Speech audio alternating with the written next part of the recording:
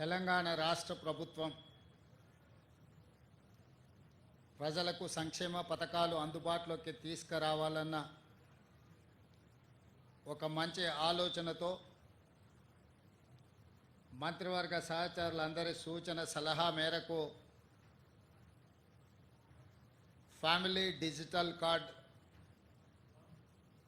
ప్రతి కుటుంబానికి కుటుంబంలో ఉన్న సభ్యులందరికీ కార్డు ఇవ్వాలి, వాళ్ళందరినీ రాష్ట్ర ప్రభుత్వం గుర్తించాలి అని ఆలోచన చేసి ఆ కార్యక్రమానికి దసరా నవరాత్రి ఉత్సవాల సందర్భంగా ప్రారంభించాలన్న ఆలోచనతో తెలంగాణ రాష్ట్రంలో ఉన్న 119 శాసనసభ నియోజకవర్గాలలో ప్రతి శాసనసభ నియోజకవర్గంలో 2 గ్రామ పంచాయతీలు కానీ పట్టణ ప్రాంతాలలో వార్డులను కానీ తీసుకొని ఒక పైలట్ ప్రాజెక్టు చేపట్టాలి అని నిర్ణయం తీసుకోవడం జరిగింది. అందులో భాగంగానే ఈరోజు తెలంగాణ రాష్ట్ర ముఖ్యమంత్రిగా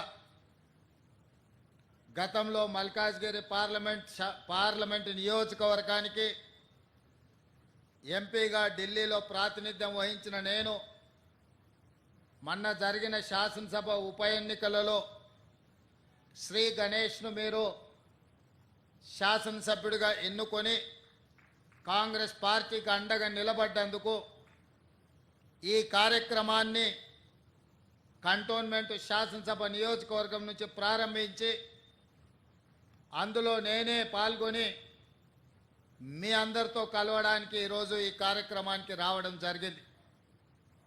నాతో పాటు ఈ కార్యక్రమంలో రెవెన్యూ శాఖ మాత్యులు పొంగులేటి శ్రీనివాసరెడ్డి గారు, greater Hyderabad municipal corporation mayor Gadwal Vijayalakshmi గారు, రాజ్యసభ సభ్యులు అనిల్ కుమార్ యాదవ్ గారు, స్థానిక శాసనసభ్యులు మీ అభిమాన నాయకుడు శ్రీ గణేష్ గారు, అదేవిధంగా శాసన మండలి సభ్యులు మీర్జా రిబుజుల్ అవేంది గారు, అదేవిధంగా ఎమ్మెల్సీ మీర్జా రహమల్ అలీ బేగ్ గారు, డిప్యూటీ మేయర్ శ్రీలత శోభన్ రెడ్డి గారు, అదేవిధంగా మాజీ కేంద్ర మంత్రివర్యులు వేణుగోపాలాచారి గారు, వేం నరేందర్ రెడ్డి గారు, అదేవిధంగా ఐటీ విభాగానికి సంబంధించిన ముఖ్య అధికారులు,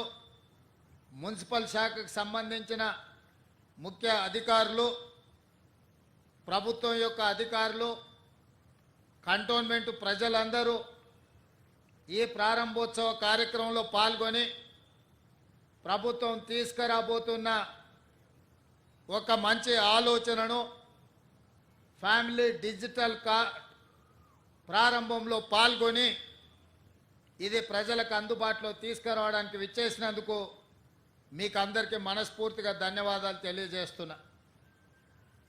మిత్రులారా, చాలా రోజుల నుంచి తెలంగాణ రాష్ట్రం వచ్చిన తర్వాత తెలంగాణలో తండాలలో, గూడాలలో, మారుమూల పల్లెల్లో, పట్టణాలలో, బస్తీలలో చాలామంది మా కుటుంబంలో సభ్యులు పెరిగినరు, వాళ్ళకి రేషన్ కార్డు కావాలి, రేషన్ కార్డు ఉంటేనే ప్రభుత్వ సంక్షేమ పథకం వస్తుంది అని చెప్పి 10 సంవత్సరాలు చెప్పులు అరిగేలా ప్రభుత్వ కార్యాలయాలు చుట్టూ తిరిగి వేసారి గత ప్రభుత్వం చంద్రశేఖరరావు గారి కుటుంబం ఉంటే మా కుటుంబానికి రేషన్ కార్డు రాదు అన్న ఆలోచనతోటి మీరు వాళ్ళను ఓడించి కాంగ్రెస్ పార్టీని, ఇందిరమ్మ రాజ్యాన్ని అధికారంలోకి తీసుకొచ్చింది.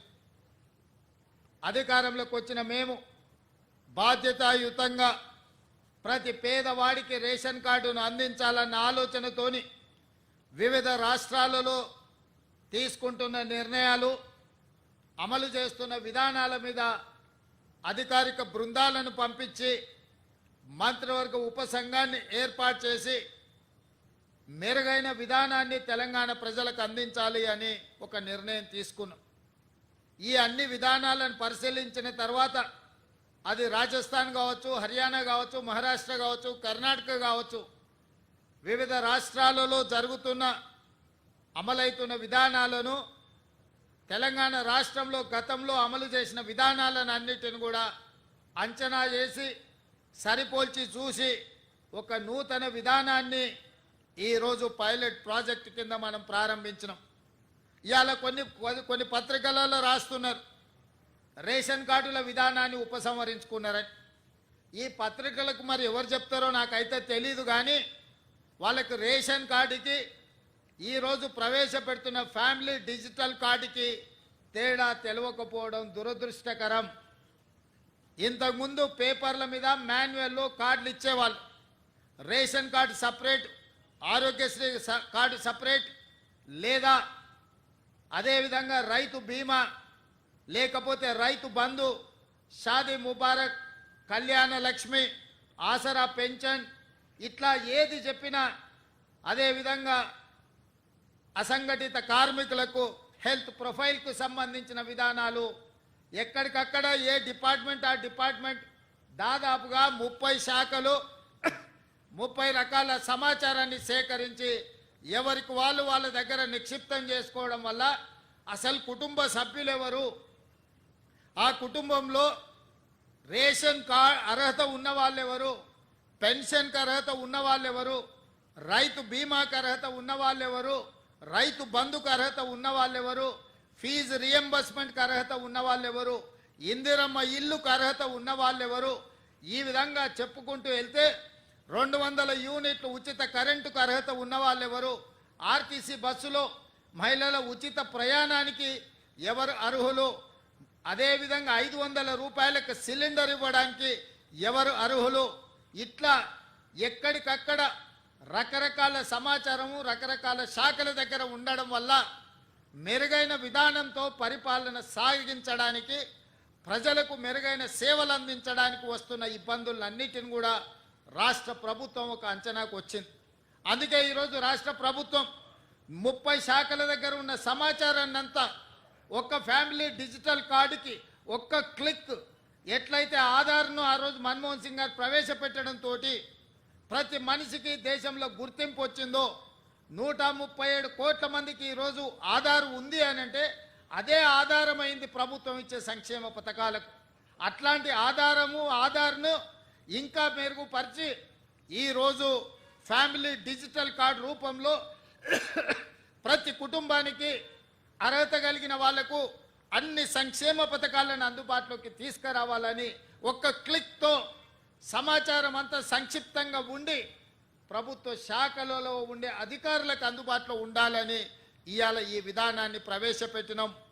ఈరోజు ఈ family digital card 1 nation 1 ration ఏదైతే ఉన్నదో ఆ విధానంలో భాగంగా 1 స్టేట్ 1 కార్డ్, తెలంగాణ రాష్ట్రంలో ప్రతి కుటుంబానికి ఒక గుర్తింపు కార్డునివ్వాలి. ఆ గుర్తింపు కార్డులో వాళ్ళకు అందుబాటులోకి తీసుకొచ్చిన సంక్షేమ పథకాలన్నిటిని కూడా డిజిటలైజ్ చేసి కంప్యూటర్లో పొందుపరిచి ఏ శాఖ కావాలన్నా వాటిని చూడడానికి అర్హులైన వాళ్ళందరికీ సంక్షేమ పథకాన్ని అమలు చేయాలని ఈ విధానాన్ని తీసుకొచ్చినాము.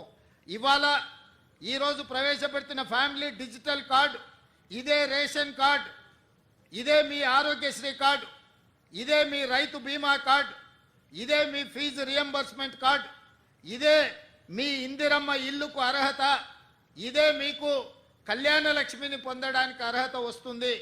ప్రతి సంక్షేమ పథకం 200 యూనిట్లు ఉచిత కరెంటు కావచ్చు, ఆర్టీసీ బస్సు ఉచిత ప్రయాణం కావచ్చు, ఈ రకంగా రాష్ట్ర ప్రభుత్వం అమలు చేస్తున్న ప్రతి సంక్షేమ పథకాలను ఇందులోకి తీసుకొచ్చి అన్ని రకాలుగా మీ కుటుంబాలకు ఈ కార్డు ఒక రక్షణ కవచం కల్పించడానికే ఈ ఫ్యామిలీ డిజిటల్ కార్డుని రాష్ట్ర ప్రభుత్వం తీసుకొచ్చింది. ఇదే కాదు, ఈరోజు చాలామంది నన్ను కలుస్తున్నారు, అయ్యా మా పిల్లగాడికి పెళ్ళి అయింది, మా ఇంటికి కోడలు వచ్చింది, మా పిల్లగాడికి కూడా సపరేట్ రేషన్ కార్డు కావాలి, ఎందుకంటే వాడి కుటుంబం సపరేట్ అయిపోయింది, గతంలో పెళ్లి కానప్పుడు తల్లిదండ్రులుగా మా దగ్గర ఉన్నాడు, ఇప్పుడు మా అబ్బాయికి పెళ్ళయింది, అతనికి కూడా ఒక రేషన్ కార్డు కావాలంటారు. మరి ఏ విధంగా దీన్ని వాళ్ళకి ఇవ్వాలి, ఇచ్చిన సంగతి వాళ్ళకి ఎట్లా తెలవాలి? అదేవిధంగా కొన్ని కుటుంబాలలో వయసు మీద పడిన వాళ్ళు చనిపోతే వాళ్ళ వివరాలు తొలగించడానికి ఒక సమస్య అవుతున్నది. అదేవిధంగా సక్సెషన్ సర్టిఫికెట్, కుటుంబంలో పెద్ద చచ్చిపోయినప్పుడు చనిపోయిన సర్టిఫికెట్ తీసుకెళ్ళి రెవెన్యూ డిపార్ట్మెంట్కి వెళ్ళి ఆస్తులు విరాసత్ చేసుకోవాలంటే, వాళ్ళ పిల్లలకు బదిలీ చేయాలంటే కూడా అదొక పెద్ద ప్రక్రియగా మారి ఈరోజు పేదలకు ఒక ఇబ్బందికరంగా తయారై ప్రభుత్వ ఆఫీసులో చుట్టూ తిరగాల్సిన పరిస్థితి వచ్చింది. అందుకే ఈరోజు వీటన్నిటిని దృష్టిలో పెట్టుకొని మీ ఇంటికి కొత్త కోడలు వచ్చినా, లేదా మీ అమ్మాయి పెళ్ళై అత్తగారింటికి వెళ్ళినా, మీ అమ్మాయి ఒక ఇంటి కోడలైనప్పుడు ఇంకొక ఇంటి అమ్మాయి మీ ఇంటి కోడలైనప్పుడు ఈ వివరాలన్నిటిని కూడా కంప్యూటరైజ్ చేస్తే మీరు సింపుల్గా ఆఫీస్కి వెళ్తే ఆ వివరాలు పొందుపరిస్తే ఆటోమేటిక్గా మీకు రేషన్ కార్డులో వాళ్ళ వివరాలన్నీ కూడా పొందుపరచడం జరుగుతుంది. తద్వారా రేషన్ కావాలన్నా, ఆరోగ్యశ్రీ కార్డు కావాలన్నా, మీ చదువుకునే పిల్లలకు ఫీజు రియంబర్స్మెంట్ రావాలన్నా ఈ కార్డు సంపూర్ణంగా ఉపయోగపడుతుంది. ఇదే కాదు, రాజీవ్ ఆరోగ్యశ్రీ లేదా ముఖ్యమంత్రి సహాయ నిధి నుంచి మీ వైద్యానికి మీరు సహాయం పొందుతున్నారు. ఒకసారి మీరు హాస్పిటల్కి వెళ్ళి అన్ని వైద్య పరీక్షలు చేయించుకుంటే వాళ్ళు కాగితాల మీద రాసిస్తున్నారు. ఆ కాగితాలు తెచ్చి పేదవాడు ఇంట్లో పెట్టుకుంటే అవి ఎక్కడో పోతున్నాయి, లేదా వర్షం వచ్చి తడిసిపోతున్నాయి. మీకు అంతకంటే ముందు ఏ రకమైన వైద్య పరీక్షలు చేసిండ్రో ఆ వివరాలు ఎక్కడ దొరకడం లేదు. దాంతో మళ్ళీ మీరు హాస్పిటల్కి వెళ్ళినప్పుడు మళ్ళీ మొదటి నుంచి మీకు వైద్య పరీక్షలు చేయాల్సి వస్తుంది. దీంతో మీ ఖర్చుల భారం పెరుగుతుంది. అందుకే ఈరోజు మీకు ఇచ్చే ఈ ఫ్యామిలీ హెల్త్ కార్డులో మీ హెల్త్ డిజిటల్లో మీకు సంబంధించిన వివరాలన్నిటిని కూడా అందులో పొందుపరిస్తే, మీరు డాక్టర్ దగ్గరికి వెళ్ళినప్పుడు ఈ కార్డు ఇస్తే మీ గతంలో ఏ వైద్యం అందింది, ఏ మాత్రలు మీరు వాడినరు, ఏ సర్జరీ మీకు జరిగింది, రేపు భవిష్యత్తులో మీకు ఏ రకమైన వైద్యాన్ని అందించాలనేది కూడా ఆ డాక్టర్లకు సులభంగా అర్థమవుతుంది. అందుకే ఈరోజు ఇదే కాదు, చాలామంది గ్రామాలలో రేషన్ కార్డు తీసుకుంటున్నారు, కానీ పని కోసము ఉపాధి కోసం పట్టణాలకు వస్తున్నారు. రేషన్ కార్డు ఏమో ఊర్లు ఉంటుంది, రేషన్ ఊర్లో తీసుకోవాల్సి వస్తుంది. మీరేమో పట్టణాలలో నివాసం ఉంటురు. దాంతో ప్రభుత్వం ఇచ్చే రేషన్ కూడా మీకు సరైన విధంగా అందుబాటులోకి వస్తలేదు. ఇప్పుడు ఈ ఫ్యామిలీ డిజిటల్ కార్డు వచ్చిన తర్వాత రాష్ట్రంలో ఏ కొనకున్నా, ఎక్కడ మీకు రేషన్ కార్డు ఉన్నా, మీరున్న ప్రాంతంలో ఒక నెల ముందు చెప్తే ఆ స్థానిక రేషన్ షాప్కి వెళ్ళి మీకు కావాల్సిన రేషన్ సరుకులు మీరు తీసుకోవచ్చు ఈ డిజిటల్ కార్డు రావడం వల్ల. ఈరోజు పేదలకు ఎలాంటి ఇబ్బంది కలగొద్దు, పేదలను అన్ని రకాలుగా సహాయం అందించాలి, పేదలని ఆదుకోవాలి, పేదలకు సులభతరమైన సాంకేతిక నైపుణ్యంతో కూడుకున్న ఫ్యామిలీ డిజిటల్ కార్డు ఇవ్వాలనేది మా ప్రభుత్వ లక్ష్యము. అందుకే ఈరోజు ఇది అమలు చేసేటప్పుడు, అమలు చేస్తున్నప్పుడు ఏమైనా ప్రాక్టికల్ ప్రాబ్లమ్స్ ఏమైనా వస్తాయేమో అని చెప్పి ఈరోజు పైలట్ ప్రాజెక్టు కింద తీసుకోవడం జరిగింది. ప్రతి శాసనసభ నియోజకవర్గంలో 2 ప్రాంతాలను తీసుకున్నాము. 119 అసెంబ్లీ నియోజకవర్గాలలో 238 కేంద్రాలలో ఆ గ్రామ పంచాయతీలు కావచ్చు, వార్డులు కావచ్చు, వాటిల్లో ఈ కార్యక్రమాన్ని పైలట్ ప్రాజెక్టుగా చేపట్టినాం. తద్వారా అమలు చేసేటప్పుడు కుటుంబాలు ఎదుర్కొంటున్న సమస్యలేంది, పేదవాళ్లకు వస్తున్న ఇబ్బందులేంది, ఈ ఇబ్బందులను ఏ విధంగా అధిగమించవచ్చో పాత 10 ఉమ్మడి జిల్లాలకు సీనియర్ 10 మంది ఐఏఎస్ ఆఫీసర్లను నియమించడం జరిగింది. క్షేత్ర స్థాయిలో కూడా ప్రతి నియోజకవర్గానికి ఒక ఆర్టీఓ పై స్థాయి అధికారిని వేసి వాళ్ళను ప్రత్యక్షంగా పర్యవేక్షించి ఇంటింటికి వెళ్ళి ఆ కుటుంబ సభ్యులను కలిసి ఆ కుటుంబంలో ఉన్న వాళ్ళు ఎవరు, ఆ కుటుంబానికి కొత్తగా సభ్యులు చేరిన వారెవరు, లేదా కుటుంబంలో ఎవరైనా మరణించిన వాళ్ళను తొలగించడమే కాకుండా కుటుంబంలో కొత్తగా చేరిన వాళ్ళ వివరాలను కూడా పొందుపరచమని చెప్పినాం. కొన్నిసార్లు పట్టణాలలో రెంటెడ్ హౌస్లో ఉంటాం, మనం కొంతకాలమైనాక ఆ ఇల్లు ఖాళీ చేసిపోతాం. అక్కడ మన కార్డు ఉంటుంది, మనం మారిన దగ్గర తీసుకుందామంటే మనకి ఇబ్బందికరమైన పరిస్థితి. పట్టణాలలో ఇది బస్తీలలో చాలా ఎక్కువ ఎదుర్కొంటున్న సమస్య. అందుకే మీరు మారినప్పుడు ప్రభుత్వ కార్యాలయానికి వెళ్ళి మా అడ్రస్ మారిందంటే డిజిటల్ కార్డులో అడ్రస్ మారుస్తే ఆటోమేటిక్గా మీరు చేరిన దగ్గర మీకు కావాల్సిన రేషన్ కానీ లేకపోతే 200 యూనిట్ల ఉచిత కరెంటు లాంటివి మీరు వీటి అన్నిటిని కూడా వినియోగించుకోవచ్చు. అందుకోసమే ఈరోజు మాన్యువల్ విధానాన్ని మార్చి సాంకేతిక నైపుణ్యాన్ని ఆర్టిఫిషియల్ ఇంటెలిజెన్స్ను ఉపయోగించి ప్రతి అర్హత కలిగిన పేదవాడికి సంక్షేమ పథకాలను అందుబాటులోకి తీసుకురావడమే కాకుండా ప్రతి మనిషికి ఒక గుర్తింపు నెంబర్ ఇచ్చి తద్వారా మనిషికి అర్హత కలిగిన పథకాలన్నిటిని కూడా అమలు చేయాలన్న విధానమే ఈరోజు కాంగ్రెస్ పార్టీ విధానము. అందుకే ఈ కుటుంబానికి ముఖ్యంగా కాంగ్రెస్ పార్టీకి మహిళలకు ఇచ్చే ప్రాధాన్యత మీకు తెలుసు. ఆనాడు ఇందిరమ్మ కావచ్చు, నేడు సోనియమ్మ కావచ్చు, కాంగ్రెస్ పార్టీ పెద్దలుగా మహిళలు ఉన్నప్పుడే సంక్షేమ పథకాలు అమలు చేసినాం. అందుకే ఈరోజు ఈ ఫ్యామిలీ డిజిటల్ కార్డులో కుటుంబ పెద్దగా మహిళలనే ముందు పెట్టినము. మహిళ చేతిలో కుటుంబ పెత్తనం ఉన్నప్పుడే ఆ కుటుంబం బాగుపడుతుంది, ఆ కుటుంబానికి వచ్చిన సంక్షేమ పథకాలు అమలు జరుగుతాయని విశ్వసించి ఈరోజు కుటుంబ పెద్దగా ఆ కుటుంబంలో ఉన్న పెద్ద మహిళను కుటుంబ పెద్దగా ఈరోజు పొందుపరిచినము. మహిళలకు మేము ఇస్తున్న ప్రాధాన్యత ఆర్టీసీ బస్సులో ఉచిత రవాణా సౌకర్యమే కాదు, ఈరోజు ఇండ్ల పట్టాలు ఇవ్వాలన్న మహిళల పేర్ల మీదనే ఇస్తున్నాం. ఇందిరమ్మ ఇండ్లు ఇవ్వాలన్న మహిళల పేరు మీదనే ఇస్తున్నాం. ఇవాళ ఈ ఫ్యామిలీ డిజిటల్ కార్డు కూడా మహిళనే కుటుంబ పెద్దగా పెట్టి మీ వివరాలన్నిటిని కూడా నమోదు చేస్తున్నాం. కాబట్టి ఈరోజు ఈ విధానాన్ని ప్రతి ఒక్కరూ ఉపయోగించుకోవాలి. ప్రతి వాళ్ళు ఈ సిస్టంలోకి వచ్చి మీరు నమోదు చేయించుకుంటే మీకు ఫ్యామిలీ డిజిటల్ కార్డు వస్తుంది. ఈ అమలు చేసే క్రమంలో ప్రతిపక్షాలకు కూడా నా సూచన, ఏది పడితే అది వాగుడు, లేకపోతే మీరు తప్పులు మీరు అప్పులు పోయినానే చేసినవి రెండే. ఒకటి అడ్డగోలుగా తప్పులు చేసిండు, రెండు విపరీతంగా అప్పులు చేసిండు. ఈ తప్పులతోని అప్పులతోని రాష్ట్రం నిండా మునిగింది. ఇవాళ మేము ఏదో దాన్ని సరిదిద్దుదామని 69,000 కోట్ల అప్పుతో తెలంగాణ రాష్ట్రానికి చేతి కప్ప చెప్తే 7 లక్షల కోట్ల రూపాయలు అప్పులు చేసిండు. ఇక దద్దమ్మ చెప్తాడు కంటోన్మెంట్లో నేను అంతా చేసినాను. ఎవరే నేను ఎంపీ గుండా 5 ఏళ్ళు కొట్లాడి నేను ముఖ్యమంత్రి అయినాక కంటోన్మెంట్ ప్రజల్ని మున్సిపాలిటీలో కలపాలని ఆర్డర్ పట్టుకొచ్చింది నేను.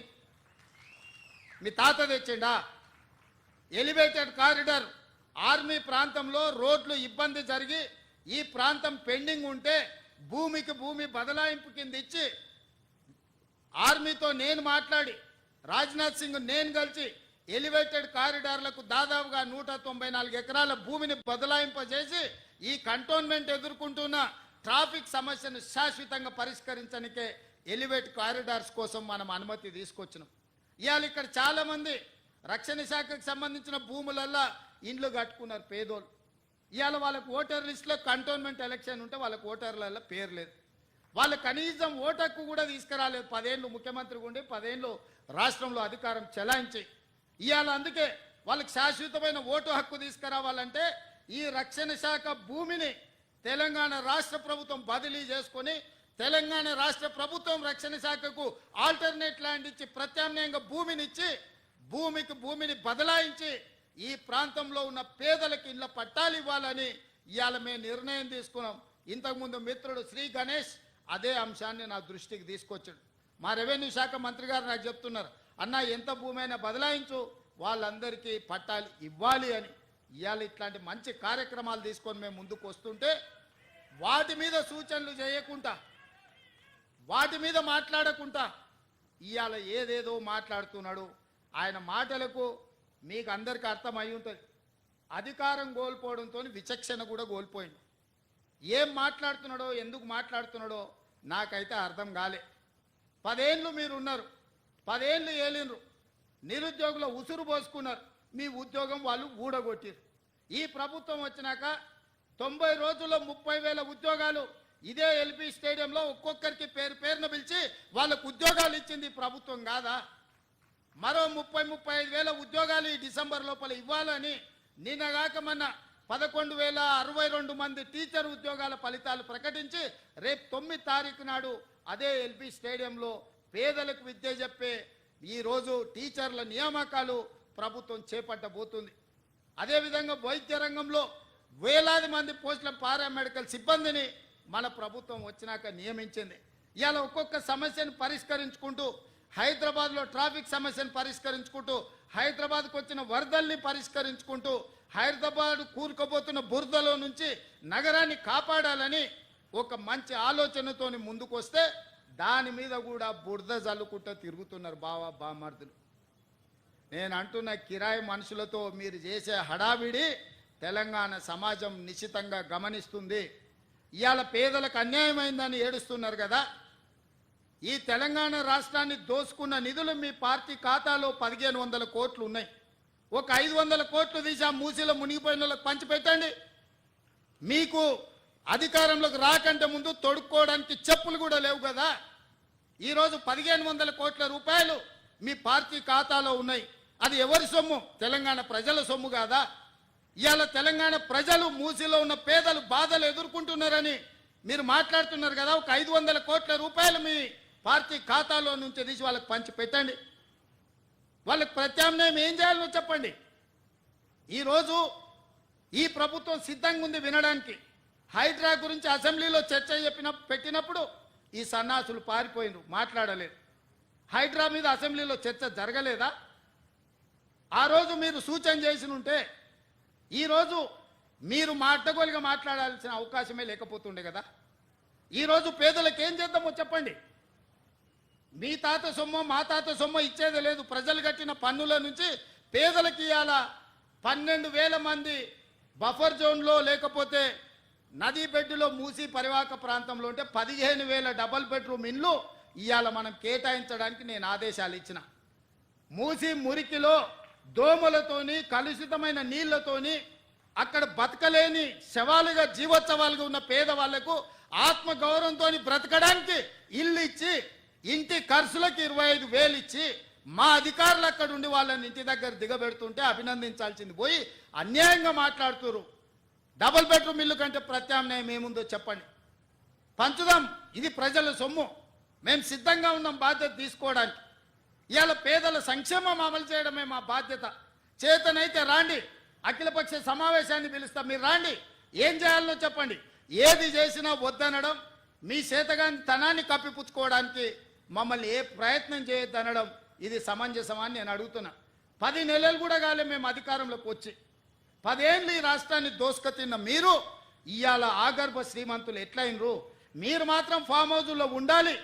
మీ ఫామ్ హౌజులను కాపాడుకోవడానికే కదా ఇవాళ వీళ్ళను ముసుగు దొడుకొని రక్షణ కవచంగా పెట్టుకొని పేదోళ్ళను పెట్టి కూలగొట్టద్దు అంటారు. ఇవాళ ఇన్ని మాట్లాడుతున్న కేటీఆర్ జన్వాడలో నీకున్న ఫామ్ హౌస్ అక్రమ నిర్మాణం కాదా? అది కూలగొట్టాలనా వద్దా నువ్వు చెప్పు. హరీష్ రావు అజీజ్ నగర్లో నీకున్న ఫామ్ హౌస్ అక్రమమా కాదా? దాన్ని కూలగొట్టాలనా వద్దా చెప్పు. సబితమ్మ, నీ 3 కొడుకుల పేర్ల మీద 3 ఫామ్ హౌసులు కట్టినావు కదా. నువ్వు సబితమ్మ లేక పేద అరుపులు అరవకమ్మా. నీకున్న ఫామ్ హౌసులు కూడా లెక్కలు ఉన్నాయి. కూలగొట్టాలనా లేదా సబితమ్మ? నువ్వు సలహా చెప్పు. మీకు వెనకంగా ఉన్న కేవీపీ రామచంద్రరావులై కూలగొట్టాలనా వద్దా చెప్పు. ఇవాళ అక్రమంగా ఫామ్ హౌసులు నిర్మించుకొని మీ ఫామ్ హౌసుల మీద ఎక్కడైతే తొలగింపు ఏటు పడుతుందో మీ ఫామ్ హౌసులు కూలుతాయని చెప్పి ఇవాళ పేదలను రక్షణ కవచంగా పెట్టుకొని ఇవాళ మీరు నాటకాలు ఆడుతున్నారు. నల్ల చెరువులో ప్లాట్లు వేసి అక్రమంగా అమ్మినోడు మీ పార్టీోడు కాదా? మూసి నది ఒడ్డున ప్లాట్లు వేసి పేదలకు 10 లక్షలకు 100 గజాలు అమ్మింది మీ సన్నాసులు టీఆర్ఎస్ నాయకులు కాదా? ఇవాళ 100 గజాలు 10 లక్షలకు నల్ల చెరువులో సున్నం చెరువులో ఇవాళ మూసి నది ఒడ్డున మీరు ప్లాట్లు చేసి అమ్మి ఇవాళ ప్రభుత్వ భూమి అని తేలంగానే వాళ్ళు ఎక్కడ మిమ్మల్ని చొక్కా పట్టుకొని మా పైసలు మాకు వాపసు చేయమని అడుగుతారో అని చెప్పి ముందే పార్టీ కార్యకర్తల్ని ఉసిగొల్పి ఈరోజు ఈ ధర్నాలకు దీక్షలకు తిరుగుతున్నారు. ఇవాళ మూసీలో వచ్చిన వరదలు తెలంగాణ రాష్ట్రాన్ని హైదరాబాద్ నగరాన్ని ముంచేస్తలేవా? మరి వాటికి పరిష్కారం ఎట్లా? నాకు తెలియదా? ఇవాళ కొంతమంది పేదలు ఇండ్లు తీస్తే వాళ్ళకి దుఃఖం ఉంటుంది, వాళ్ళకి బాధ ఉంటుంది, వాళ్ళు కొంత ఆవేశంగా మాట్లాడతారని నాకు తెలియదా? రాజకీయంగా లాభమో నష్టమో ఉంటుందో నేను అంచనా వేయలేనా? 20 ఏళ్ళు ప్రజాక్షేత్రంలో ఉన్నోని, ప్రజలలో తిరిగినోని, పేద ప్రజల కష్టమేందో తెలియకుండానే తెలంగాణ రాష్ట్రానికి ముఖ్యమంత్రి అయినా కానీ నగరాన్ని కాపాడుకునే బాధ్యత మన మీద లేదా? మీరు ఆలోచన చేయండి. ఇవాళ హైదరాబాద్ నగరానికి తాగునీరుని అందించిన ఉస్మాన్ సాగర్ హిమాయత్ సాగర్లో బల్చినోళ్ళు బల్చి కొట్టుకుంటున్నోళ్ళు ఫామ్ హౌస్లు కట్టుకొని వాళ్ళ డ్రైనేజ్ తీసుకెళ్లి ఆ గండిపేటలో హిమాయత్ సాగర్ ఉస్మాన్ సాగర్లో కలిపితే వాళ్ళ డ్రైనేజ్ నీళ్లు హైదరాబాద్ నగరం తాగాలనంట. ఈ నా కొడుకులు చెప్తున్న భాష గది. ఇవాళ ఆ ఫామ్ హౌస్ చుట్టూతో కట్టుకున్న ఇల్లు ఎవరివి? కేటీఆర్కు లేదా, హరీష్కు లేదా, కేవీపీ రామచంద్రరావుకు లేవా? చుట్టూతా మీరు కట్టుకున్న ఇండ్ల డ్రైనేజ్ హైదరాబాదు ప్రజలు తాగునీళ్ళ కలిపి మా ఇల్లు గులగొట్టొద్దు కాబట్టి ముసుగు దొడకడానికి మూసి కావాల్సి వచ్చిందా మీకు? మూసీని అడ్డం పెట్టుకొని ఎంతకాలం బతుకుతారా మీరు? ఎంతకాలం తప్పించుకుంటారు? వారం రోజులు, 10 రోజులు, 15 రోజులు, నెల రోజులు అయినా వదల మీ భర్త మీరు అనుకుంటూనే ఒక్కనొక్కని చింతపండు చేస్తా. మూసి పేదలకు ఏం చేద్దామో చెప్పండి. ప్రతి పేదవాడికి మంచి కాలనీలు చేసి ఇల్లు కట్టిద్దాం చెప్పండి.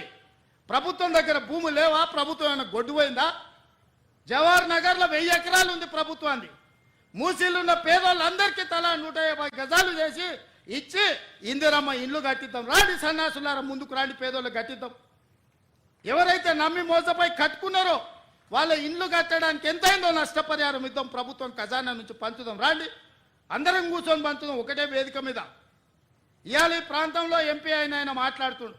ఇక ఆయన గురించి నేను ఎక్కువ మాట్లాడదలుచుకోలే, కానీ ఆయనకు బాధ్యత లేదా? ఎంపీకి గెలిచినావు కదా, మోడీ దగ్గర నుంచి ఏం తెస్తావు తీసుకురా.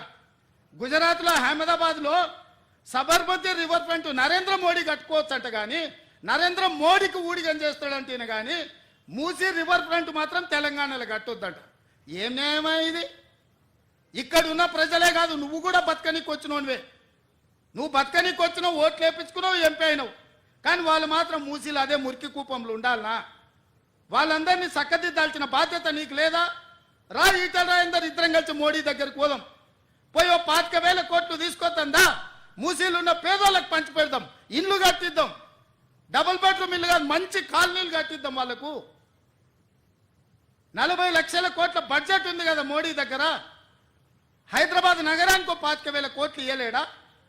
చేబెల్ల మీరే గెలుస్తారు, సికింద్రాబాద్ మీరే గెలుస్తారు, మల్కాజ్గిరి మీరే గెలుస్తారు, మెదక్ మీరే గెలుస్తారు, నగరం చుట్టూతో మొత్తం మీరే గెలిచింది కదా ఈటల రాజేందర్ గారు. మోడీ దగ్గరికి వెళ్ళి ఏం తెద్దామో రాపోదాం.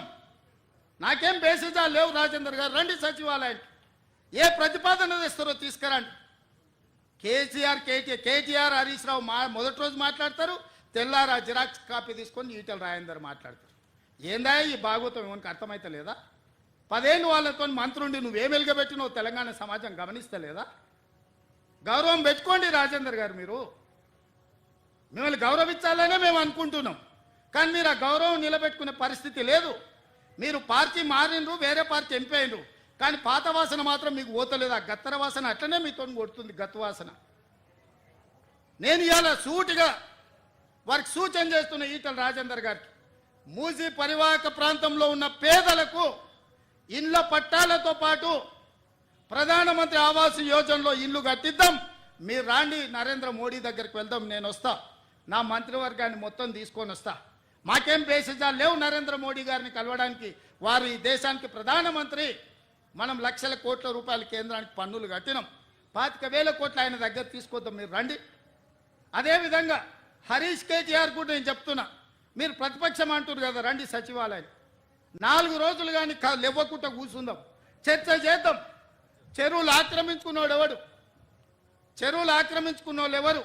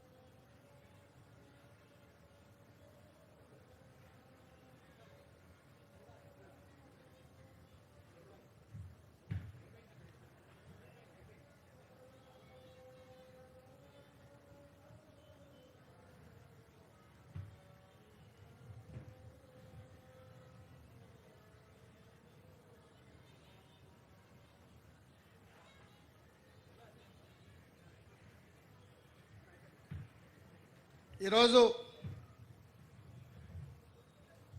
నేను సూటిగా బీఆర్ఎస్ బీజేపీ నాయకులకు ప్రజాప్రతినిధులకు సూచన చేస్తున్నా. మీరు రండి, హైదరాబాద్ మహానగరంలో ఉన్న చెరువుల లెక్క తీద్దాం. చెరువులలో ఎఫ్టీఎల్లో ఎవరున్నారు, బఫర్ జోన్లో ఎవరున్నారు, నాలాలు ఎవరు ఆక్రమించుకున్నారు, ప్రభుత్వ పార్కులలో అక్రమ నిర్మాణాలు ఎవరు చేసారు, ప్రభుత్వ భూములలో అక్రమంగా వెంచర్లు ఎవరు వేసిండ్రు, ప్రైవేటు భూముల్లో అనుమతులు లేకుండా ఎవరు కట్టిండ్రు. ఇవన్నీ ఒక కోణం. మూసీ అనేది ఈ నగరానికి జీవనాధారం. ఆనాడు 1908లో వచ్చిన వరదలలో వేలాది మంది చచ్చిపోతే నిజాం నవాబు ఉస్మాన్ సాగర్, హిమాయత్ సాగర్ను, అనంతగిరి కొండల్లో నుంచి వచ్చే నీళ్లను నియంత్రించి ఈ ప్రాజెక్టులు కట్టి హైదరాబాద్ నగరానికి తాగునీటి సమస్యను తీర్చడానికి ప్రయత్నం చేసిండు. ఇవాళ 100 సంవత్సరాలు మనకు తాగునీటి దాహార్తిని తీర్చిన ప్రాజెక్టులను ఇవాళ ముంచేయాలని మీ ఫామ్ హౌజులు కట్టి మీరు ఆక్రమించుకున్నారు. ఇవే కాకుండా వందలాది గొలుసుకట్టు చెరువులను హైదరాబాద్ నగరంలో ఆక్రమించుకున్నారు. ఇవాళ ఆ చెరువులను మనుషులు కొంతమంది దురాశపరులు ఆక్రమించుకోవడంతో చెరువులో ఉండాల్సిన నీళ్లు వీధుల్లోకి వచ్చి వీధుల్లో నుంచి మన ఇంట్లోకి వస్తున్నాయి. ఇవాళ కొద్దిమంది అక్కడ నిర్మాణాలు చేసుకోవడం వల్ల వేలాది కాలనీలలో ఉండే లక్షలాది కుటుంబాలు ఇవాళ నీట మునుగుతున్నాయి. దీనికి ఒక పరిష్కారాన్ని చూపించాలి. ఎవరో ఒకరు నడుము బిగించాలి. ప్రతి వారు చూసి నాకెందుకులే అని వదిలేస్తే ఈ నగరం మునిగిపోతుంది. చూస్తుంటే చెరువులు మూసుకుపోయినాయి, నాలాలు మూసుకుపోయినాయి. ఇంకా కొంతకాలం చూస్తే మూసి కూడా మూసుకుపోతుంది. ఇవన్నీ మూసుకుపోయినాక వర్షాలు వరదలు వచ్చినప్పుడు ఆ నీళ్లు వచ్చేది మన ఇళ్లలోకే. ఆ రోజు మనల్ని కాపాడడానికి అయ్యో పాపం అనడానికి కూడా ఎవడు మనిషి మిగలడు.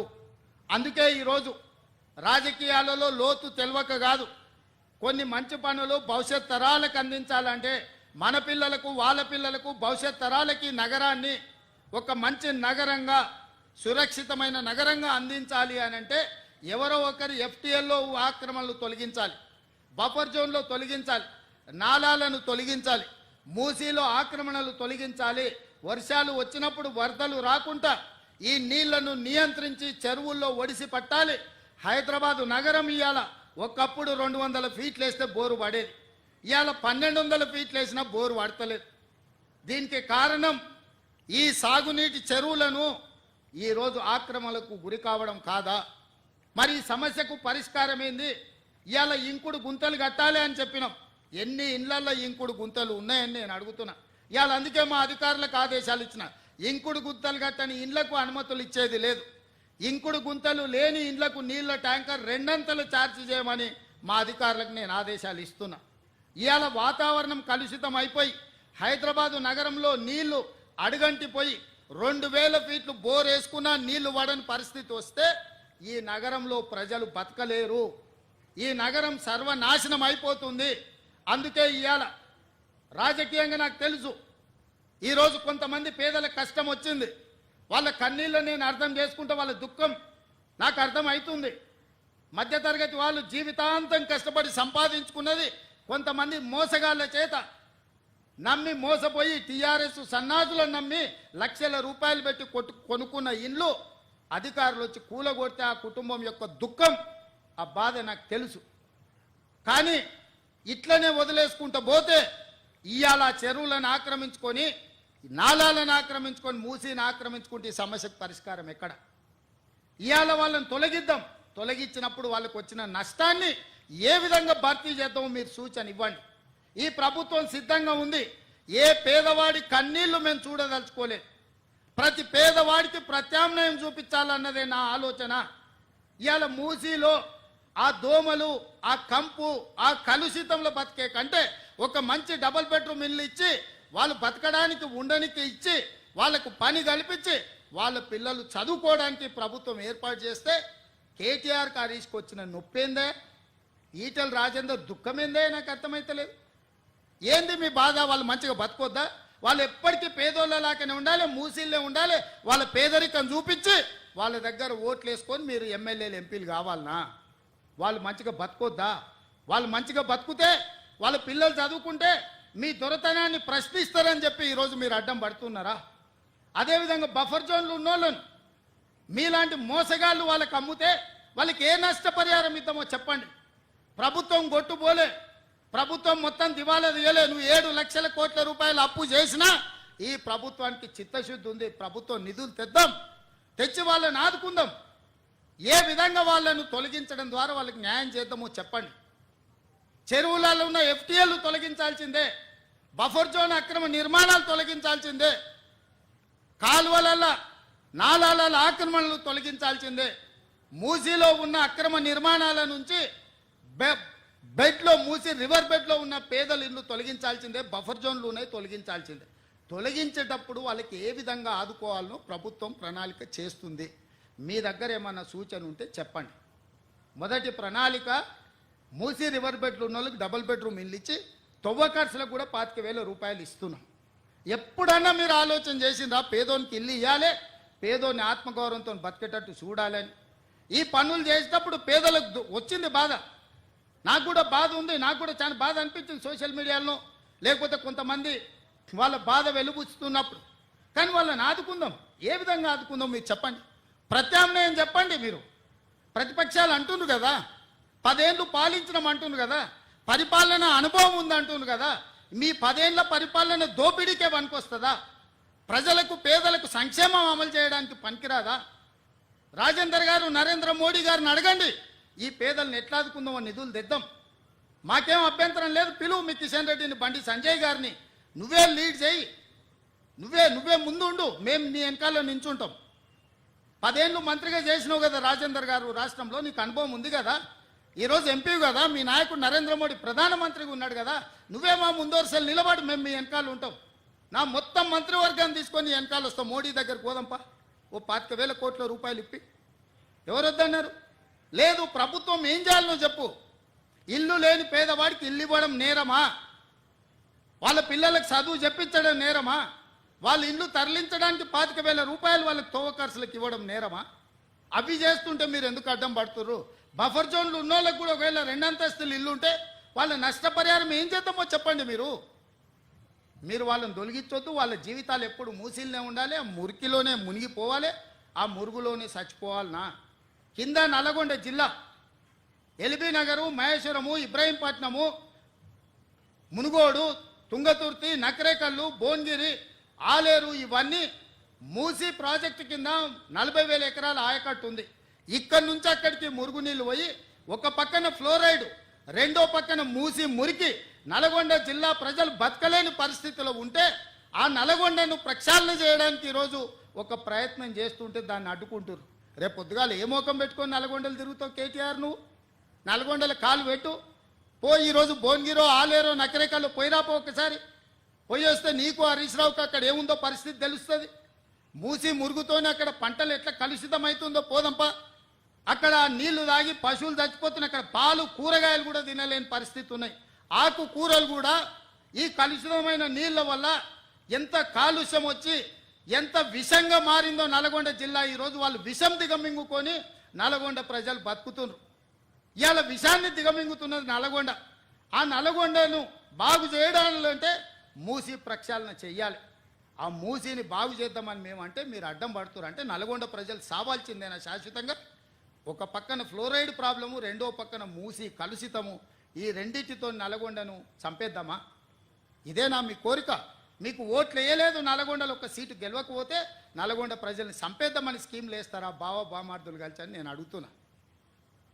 ఇవాళ గతంలో మీరు మాట్లాడిన ప్రజలు సోషల్ మీడియాలో పెడతలేరా? మూసీ గురించి మీరు మాట్లాడలే, అసెంబ్లీలో మీరు మాట్లాడలే, ఆక్రమణల గురించి మీరు మాట్లాడలే. మీరు శాతగానోళ్ళు కాబట్టి మీరు ఒక్క పని చేయలే. ఈ ప్రభుత్వం కొంచెం రాజకీయంగా ఇబ్బంది వచ్చినా ఒక మంచి కార్యక్రమం చేయాలని ముందుకు వస్తున్నాం. దీన్ని ఏ విధంగా ముందుకు తీసుకెళ్తామో మీరు సలహా సూచనలు చేయండి. అంతే తప్ప కిరాయి మూకలు నెంబడేసుకొని మేము అడ్డగోలుగా మాట్లాడతాం, మేము అడ్డుకుంటామంటే ప్రతి ఒక్కడు బుల్డోజర్ నా మీద నుంచి పోవాలి, బుల్డోజర్ నా మీద నుంచి పోవాలంట. ఎన్ని బుల్డోజర్లు కొనాలన్నా నేను? హరీష్ కోటి కొనాలంట, రాజేందర్ కోటి కొనాలంట, కేటీఆర్ కోటి కొనాలంట. నెత్తి మీద జుట్టు లేని వాళ్ళు కూడా చాలా మంది బుల్డోజర్ నా మీద నుంచి ఫస్ట్ పోవాలంటారు. ఎన్ని బుల్డోజర్లు కొనాలి వీళ్ళ కోసము? ప్రభుత్వం దగ్గర అంత ఏడుంది? అప్పులు చేసిపోయింది కేసీఆర్. వీళ్ళందరి కోసం బుల్డోజర్లు కొనాలంటే లేవు. బుల్డోజర్ కొనం. మీలాంటి సన్నాసుల కోసం బుల్డోజర్లు అవసరమా? దారుణమే పిచ్చుకుక్క గరిస్తే కూడా సస్తారు మీరు. మీ గురించి నేను ఆలోచన చేయాల్సిన అవసరం ఉందా? కాబట్టి మిత్రులారా, నేను ఇక్కడ ఉండే అధికారుల నుంచి శ్రేణుల వరకు ఒకటే మాట, ఒక మంచి సంకల్పంతో చిత్తశుద్ధితో ఈ కార్యక్రమాన్ని తీసుకున్నాం. రాజకీయంగా నాకు తెలుసు కొంత నష్టం కొంత కష్టం ఉంటుంది. రాజకీయాల కోసం ఈ ప్రాజెక్టును చేపట్టలేదు. ఇవాళ ఆపితే ఈ శ్రీమంతులు అందరూ వచ్చి సంచులు ఇస్తారు. ఆపినోనికి సంచులు ఎట్లా అడ్డం పడడానికి, సంచులు తీసుకున్నోనికి తెలుసు సంచుల గురించి. తొలగిస్తే సంచులు ఎవడిస్తాడా? తొలగిస్తే తిట్లు వస్తాయి. తిడుతురు కదా, తిట్టనిక ఈరోజు ఈ పనులు చేస్తున్నానా? నేను రాబోయే తరాల కోసం ఒక మంచి పని చేయాలనే చిత్తశుద్ధితో నేను ప్రయత్నం చేస్తున్నా. అందుకే ఈరోజు ప్రతిపక్షాలకు నా సూచన, మీరు రాండి, ఈ ఆక్రమించుకున్న చెరువులను ఏ విధంగా ఆక్రమణలు తొలగిద్దామో, మూసీలో ఉన్న ఈ మొత్తం వ్యవహారాన్ని సరిదిద్దుదాము, నగరాన్ని బాగు చేసుకుందాము. ఇంతవరకు అంచనాలే వేయలే. ఈ మధ్యలో కన్సల్టెంట్ని ఫైనల్ చేసినాం, ఎట్లా కడదాము ఏం చేద్దామని. అది మొదలు కాకముందే అప్పుడే ఆయన రాగం ఎత్తుకున్నాడు. ఎందుకంటే 10 ఏళ్ళ అనుభవం అదే కదా. 1,00,000 కోట్లతో కాళేశ్వరం కట్టినరు, కూలింది. ఎవడైనా సన్నాసుడు కట్టిందే వానాయంలో కూలిన సన్నాసుని ఎప్పుడైనా చూసినామా? ఇవాళ అట్లనే అనుకుంటుండు మూసి కూడా. పెద్దలు వెనకడికి చెప్పారు, పనిమంతుడు పందిరేస్తానంట కుక్కతోక్క కలిగి కూలిందంట. కాళేశ్వరం కూడా గట్లుంది మీ ఏశానికి. మూసీలు అట్లాంటివి లేవు. ఇట్లాంటి ఆశలు పెట్టుకోకు కేటీఆర్.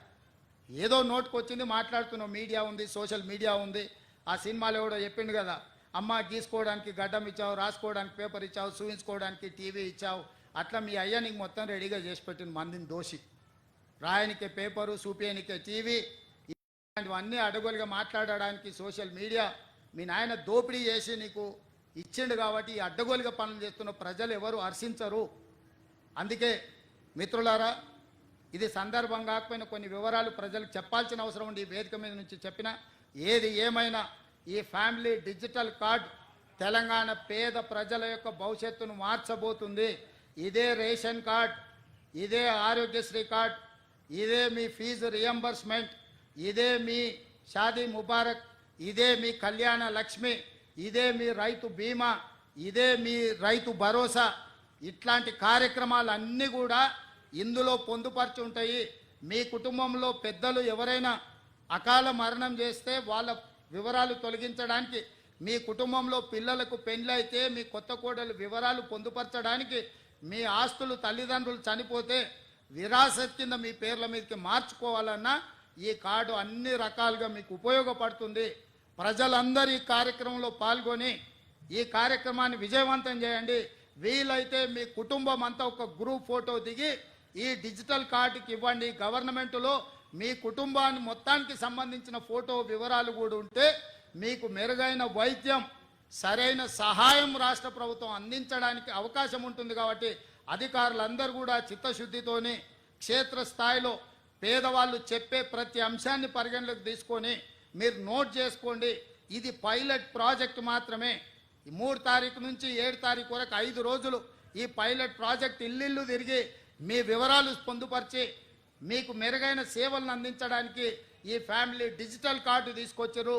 ఈ కార్డు వచ్చిన తర్వాత ఊర్లో రేషన్ కార్డు ఉన్నోళ్ళు కూడా హైదరాబాద్లో రేషన్ తీసుకునే అవకాశం వస్తుంది. ఒకవేళ హైదరాబాద్లో ఉన్నోళ్ళు అనుకోకుండా ఇంకెక్కడికన్నా పోతే కూడా ఉద్యోగ రీత్యా మార్చుకోవచ్చు. ఇవన్నీ ఇందులో ఉన్నాయి. ఇంకా ఏమైనా పొందుపరచాలన్నా ఈ పైలట్ ప్రాజెక్టు తర్వాత సూచనలు ఇవ్వాల్సిందిగా ప్రతిపక్షాలను కోరుకుంటున్నా. ప్రజలకు ఒక మంచి సేవలను అందుబాటులోకి తీసుకొచ్చి బహు ప్రయోజన ఉపయోగంగా ఉండేటట్టు బహుళ ప్రయోజనం ఉండాలి. కార్డుతోని అన్ని రకాలుగా పేదలకి ఈ కార్డు ఉపయోగపడాలి. రేషన్ కార్డు లేనోళ్ళందరూ ఈ అవకాశాన్ని ఉపయోగించుకోండి.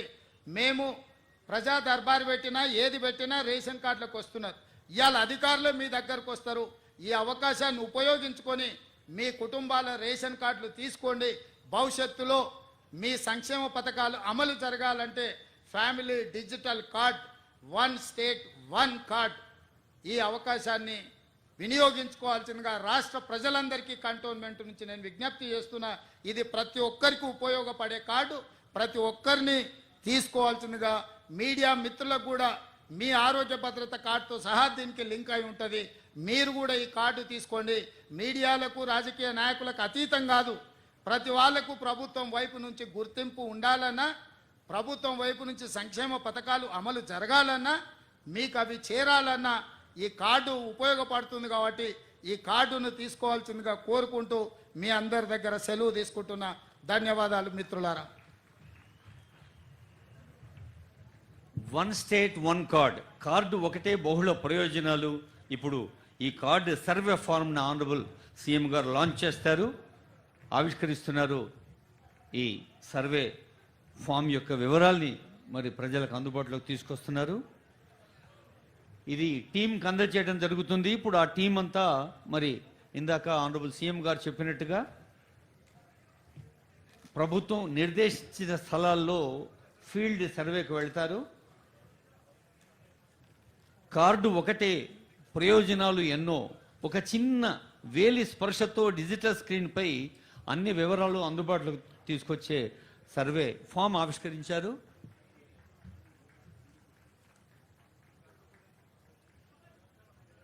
మే నౌ రిక్వెస్ట్ ఆనరబుల్ సీఎం ఈ సర్వే ఫామ్ టీంకి అందజేయవలసిన రిక్వెస్ట్ చేస్తున్నాను. కన్సర్న్ ఆఫీసర్స్ టీం ఉన్నారు. ఆ తర్వాత కొందరు బెనిఫిషరీస్కి లాంఛనంగా అందించడం జరుగుతుంది. ఇప్పుడు ఈ సర్వే ఫామ్ తీసుకొని మీ దగ్గరకు వస్తారు. మరి కుటుంబ పెద్ద, ఈరోజు అమ్మవారి నవరాత్రులు ఆరంభం, అమ్మనే ఆ ఇంటి పెద్దగా ఇందాక చెప్పారు ఆనరబుల్ సీఎం వారి సందేశంలో. తల్లిని హెడ్ ఆఫ్ ది ఫ్యామిలీ చేస్తూ ఈ సర్వే ఫామ్స్ అన్ని నియోజకవర్గాల్లో ఎంపిక చేసిన పైలట్ ప్రాజెక్ట్ యొక్క అమల్లోకి వస్తారు. ఇప్పుడు కొద్దిసేపట్లోనే కొందరు బెనిఫిషరీస్ని, కొందరు లబ్ధిదారుల్ని ఆహ్వానిస్తున్నాం. గౌరవనీయులైన వర్ష మేడం, వర్ష గారు హెడ్ ఆఫ్ ఫ్యామిలీ, వర్ష గారు శ్రీ గణేష్ గారి శ్రీమతి, ఆ తర్వాత శారద గారు, రాజేశ్వర్ గారు రెడీగా ఉండాలమ్మా. సుల్తానా బేగం గారు, బొబ్బిలి అన్నపూర్ణ గారు, జమున గారు రెడీ ఉండండమ్మా. ఒకరి తర్వాత ఒకరు రండి. ఆపండి సార్. మేడం మిసెస్ వర్ష, శ్రీ గణేష్ వారికి ఆ వివరాలు అందజేయడం జరుగుతోంది.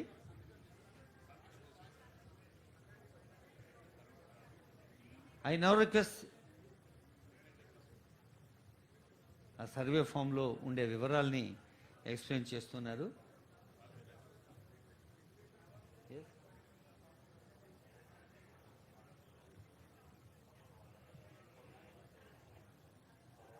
ఆనరబుల్ సీఎం గారి చేతుల మీదుగా శారద గారు, శారద రాతల్లి.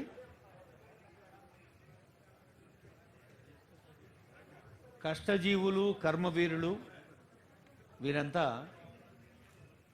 పేద కుటుంబాలకు ప్రతినిధులు కొందరున్నారు. శారద గారు తర్వాత రాజేశ్వరి గారు, తర్వాత అమ్మ.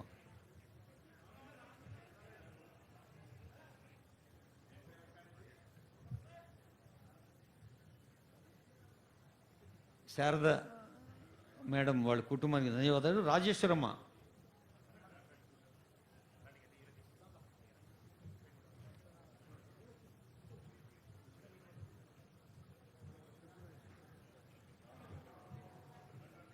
రాజేశ్వరమ్మ కుటుంబ సభ్యులు వచ్చారు. తర్వాత సుల్తానా బేగం తయారుండాలమ్మా.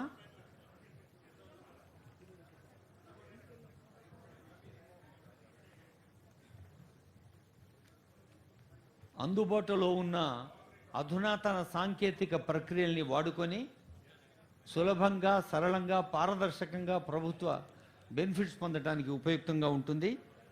రాజేశ్వరి బృందానికి శుభాకాంక్షలతో సుల్తానా బేగం అమ్మ రావాలి తల్లి. సుల్తానా బేగం గారు.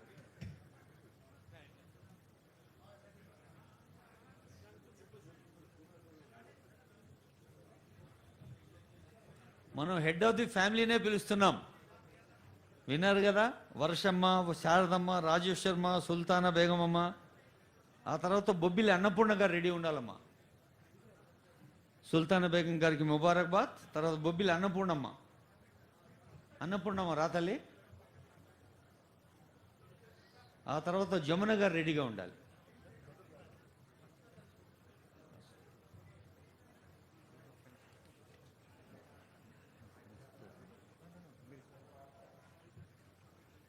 జమునమ్మ గారు త్వరగా రావాలమ్మా. గౌరవనీయులైన ముఖ్యమంత్రి గారు